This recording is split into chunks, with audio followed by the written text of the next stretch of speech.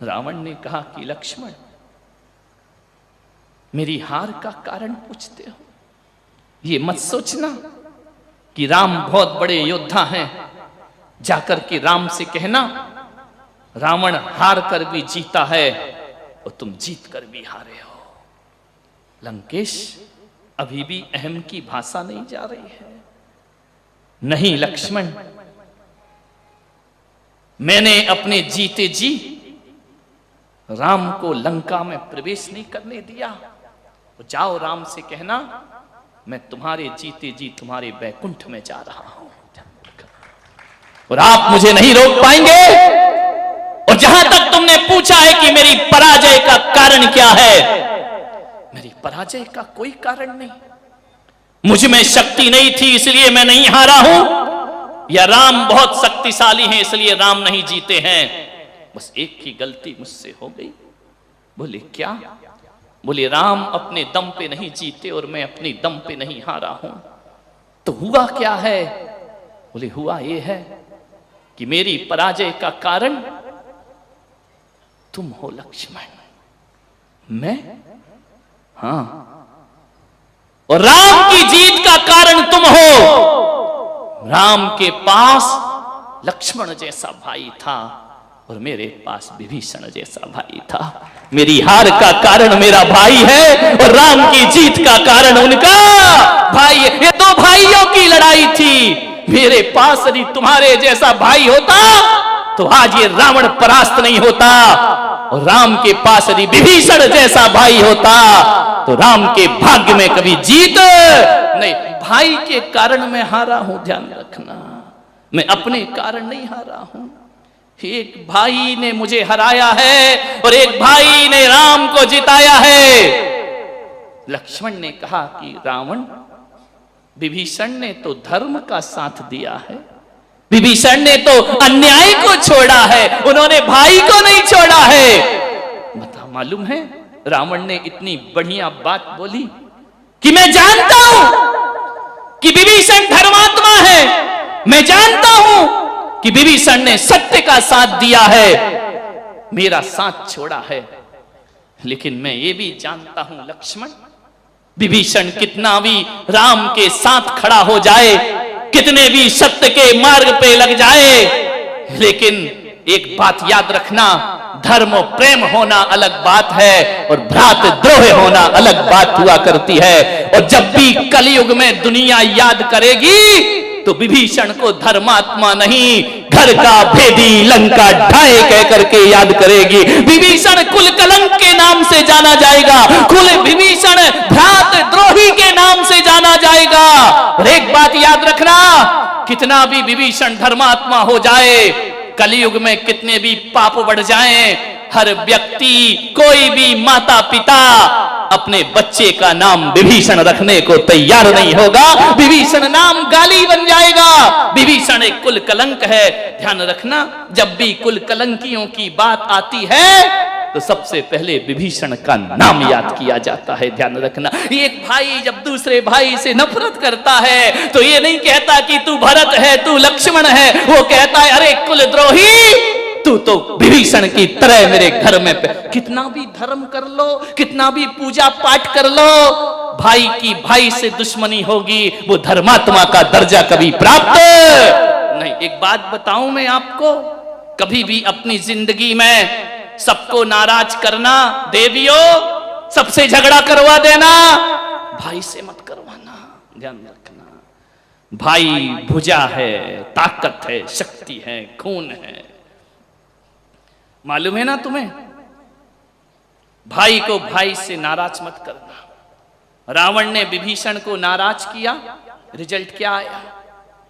बोलो, लंका तबाही हुई, बर्बाद हुई। एक लखपूत सवा लख नाती, तह रावण घर दिया ना। एक भाई को नाराज किया, ध्यान रखना, सोचना है आपने। बाली ने सुग्रीव को नाराज किया, क्या परिणाम हुआ?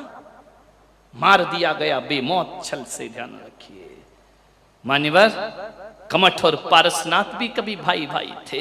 10 भव पहले पारसनाथ ने कमठ को नाराज किया, 10 भव तक भाई ने उसे सताया। ध्यान रखिए, आपसे मेरा निवेदन है, भरत जी ने बाहुबली को नाराज किया, चक्रवर्ती का मान भंग हो गया। और बताऊं, प्रमोद महाजन ने प्रवीण महाजन को नाराज किया। रिजल्ट क्या आया वो आप जानते हैं, आपके सामने है। भाई को कभी भाई नाराज ना करे। कौरवों ने पांडवों को नाराज किया, पूरा हस्तिनापुर बर्बाद हो गया। आपसे मेरा निवेदन है, मुकेश अंबानी ने अनिल अंबानी को नाराज किया। रिजल्ट आपके सामने है, ध्यान रखिए। हर किसी से दुश्मनी हो जाए तो हो जाए, लेकिन भाई से भाई की दुश्मनी कभी नहीं होना चाहिए। भाई भाई के बीच प्रेम होना चाहिए, कभी नाराज मत करना। एक बात याद रखना, ये राम लक्ष्मण भरत शत्रुघ्न थे ना, ये कौन से सगे भाई थे? सौतेले भाई थे ना। इनकी माताएं अलग अलग थी ना।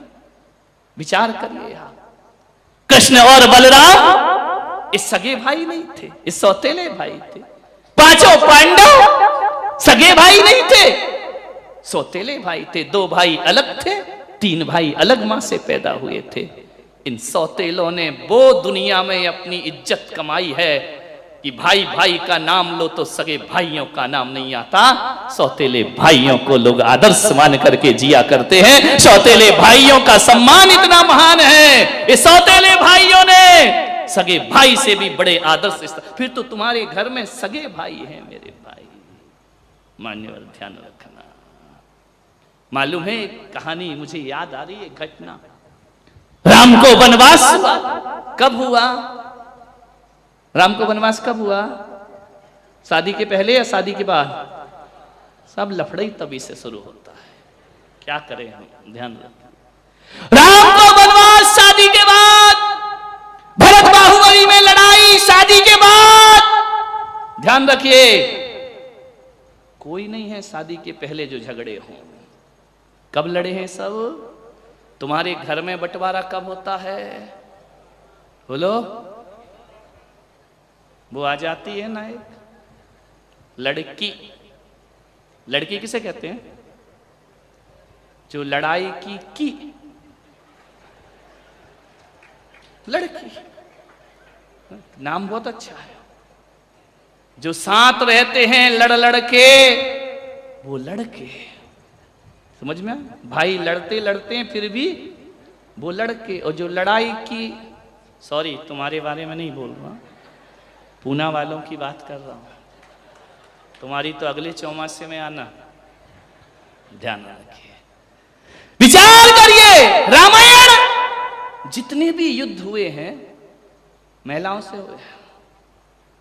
रामायण न वो शूर्पणखा आती, न ये लफड़े होते दुनिया भर के, ध्यान रखिए। मान्य हमने ऐसा तो सुना है कि महिलाओं के चक्कर में आदमियों के गले कटे। आज तक किसी महिला ने आदमी के लिए अपना गला नहीं कटाया है, ध्यान रखिए। सोचना है आपको। मान्यवर, राम को वनवास हुआ, लक्ष्मण को पता चला कि भैया राम को वनवास है। दौड़े दौड़े माता सुमित्रा के पास गए। मां उदास है, पूरी महल में वीरानी छा रही है, पूरी अयोध्या गमगीन है। मां बोलो लक्ष्मण, ये महल में जो सन्नाटा है, उदासी है। मैंने सुना है कि भैया राम वनवास जा रहे हैं 14 वर्ष के लिए। सुमित्रा ने आंसू ढुलकाए। हाँ, ये बुरी नजर हमारे महल को लगी। मां, एक वरदान तू भी मुझे देना। वरदान? पागल है क्या? ये वरदान मांगने का समय है।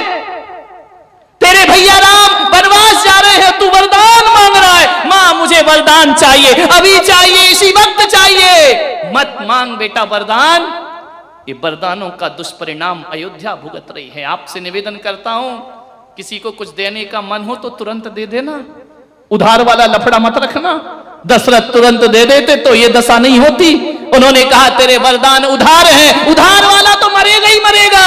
ध्यान रखना, उधारी में तो मार डाला पूरा व्यापार तुम्हारा, ध्यान रखना। किसी को देने का मन हो तो तुरंत तुरंत ले दो, बात अलग करो। ज्यादा कर्ज मत रखो किसी का। कर्ज फर्ज और मर्ज को हल्का मत समझो कभी अपने जीवन में। कर्ज भी बहुत भारी होता है, फर्ज भी बहुत भारी होता है, और मर्ज बीमारी को कभी हल्का मत समझिए। इनकी कीमत समझिए। दशरथ ने वचन दे के, मां वचन दे। लक्ष्मण वचन किस बात का? मां तू मुझसे प्यार करती है। बेटा बहुत प्यार करती हूं, कौन मां नहीं करती है? मुझे वरदान दे दे मां। क्या वरदान? पहले वचन दे। मां ने कहा फिर वचन दे मां। मां आज ही दे, अभी दे। क्या चाहिए? बोल। रघुकुल रीत सदा चले आई, प्राण जाए पर मैं देती हूं तुझे वरदान। आज एक छत्राणी तुझे वरदान देती है। मांग लक्ष्मण, क्या मांगता है? लक्ष्मण ने सुमित्रा के पैर पकड़े और कहा कि मां मुझे राम के साथ जाने का आदेश प्रदान कर दे।